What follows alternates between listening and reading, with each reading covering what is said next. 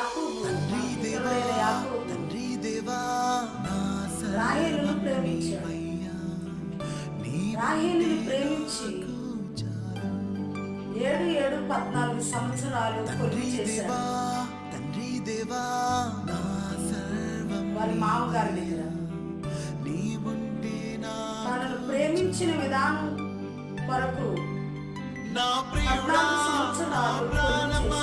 నిన్నారాధించదన్, తన నా ఇష్టపడిన దానికోసం, జీవమా, నా స్నేహమా, తన కావాలనుకున్న దానికోసం నిన్నారాధించదన్.